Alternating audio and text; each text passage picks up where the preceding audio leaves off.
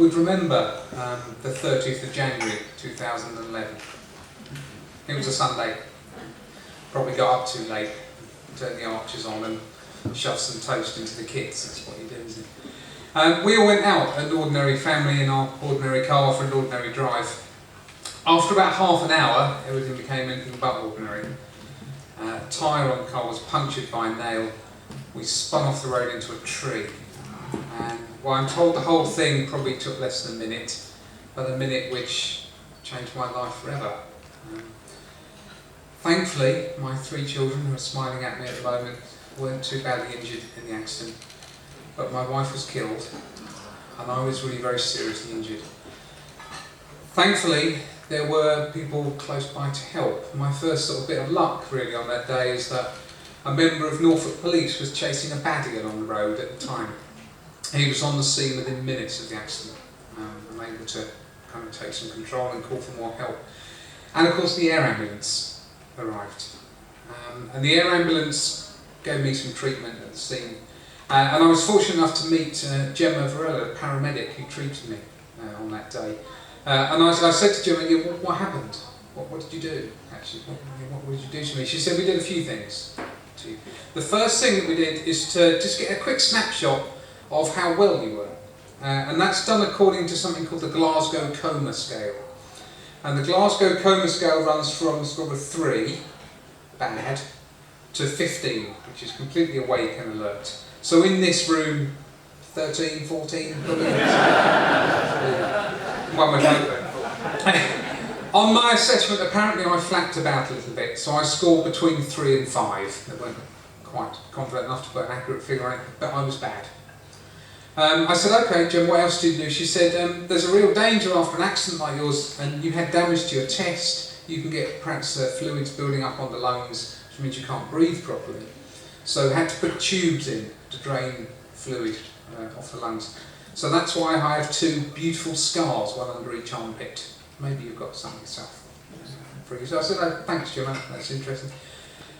She said, we did something else, we gave you a hat to wear. So, yeah, give a hat. Because I was at risk of going into thermal shock. When you've lost blood in a serious accident like that, the body temperature can drop very low, and that's bad. So put a hat on me. I've got one.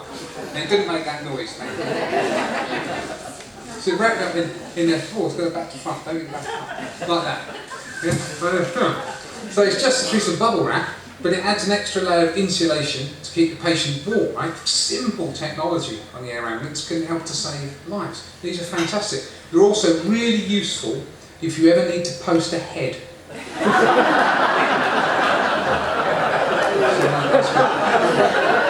And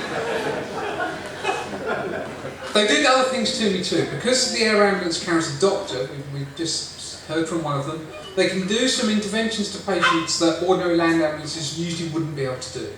So, for example, I was able to be intubated, so they could insert a tube down my throat and they could control my breathing, and they could put me to sleep. So I was completely anaesthetised at the scene and this tube down. Loaded into the helicopter and flown to Addenbrooke's, and that's a journey of about 60 miles from where the accident happened.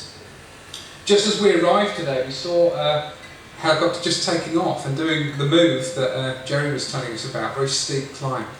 And I have to say, I'm quite glad I was in a coma when that happened, because that would have given me the willies. It was scary, wasn't it, going up quick, backwards.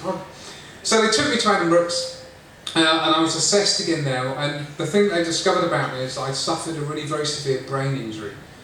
If you look at the scans of my brain taken at that time, they're quite scary. Quite large area of damage, actually on both sides of my brain. I was to stay in hospital for about 2 months, and during that time, having lots and lots of assessment. You know, what actually is wrong with James? What's going on there? I need to keep doing lots of tests. And of course, your brain controls everything, so if there's damage to it, anything could go wrong. Some people with a brain injury can't move their bodies normally, for example. Some people have memory problems, some people can have emotional difficulties, anxiety and depression are very common.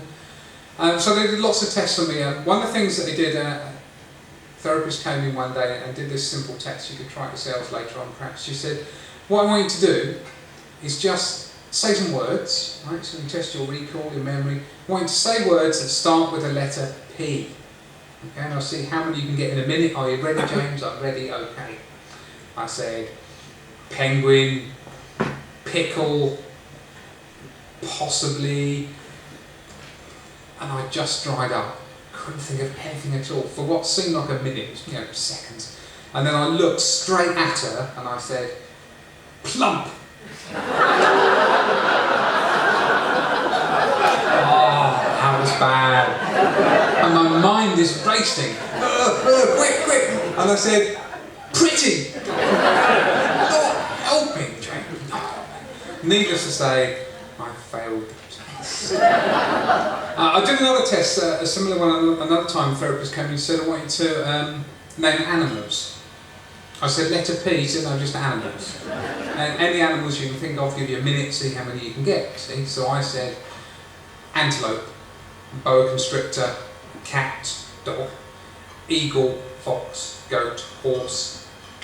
There's an ibex, isn't there? There is an ibex. Joey, kangaroo. Lion, monkey, newt, octopus, penguin. There was no quail that day. I failed the test. But importantly, this is really important, I didn't fail the test because of my brain injury. I failed the test because I'm a smart ass. And I was that before the accident. Right? So that was actually quite useful information for the crew that were kind of looking after me. So my accident was, 3.5 years ago. Look, I'm better. Some of the more observant members of the audience might have noticed that perhaps everything isn't quite as it should be. Still some problem with my eye, but I'm doing much better. My consultant says that my recovery is phenomenal. Phenomenal. So why? Why have I done so well? Why am I singing and dancing and coming to this beautiful estate to talk to you lot? There's a few reasons. Some of it is luck. I'm quite lucky that I'm right-handed. The big area of damage on my brain is on the non-dominant side of my brain. That's lucky. I was quite lucky to be sort of fairly young and reasonably fit at the time of the accident. That kind of helps. But there's more than luck. I also had some really, really important interventions. We know that after an injury to the brain, if the brain is starved of oxygen for even a short period of time, things get much worse very quickly. So being able to get oxygen, properly controlled breathing very early on was really fundamental to my recovery. Being able to get very quickly to Addenbrooke's, a world-class centre for the treatment of head injury, was really important in my recovery. And I have the air ambulance to thank for those things. As I said earlier, I've had a chance to meet some of the crew that sort of treated me, and I've met quite a number of people that work for the air ambulance to say thank you to them. And it kind of really means a lot to be able to shake hands with the doctors and the paramedics and the pilots on the crew. I'm sure you'd agree, those you've met. But I also know that it's not just them. They're fantastic. But without you lot, they wouldn't be up in the sky. Without you lot, they wouldn't have taken me to Addenbrooke's Hospital, because they'd have been sitting in the office worrying about stuff instead. So I really want to give a huge thank you to everybody in this room for your part in supporting this fantastic operation. Thank you ever so much.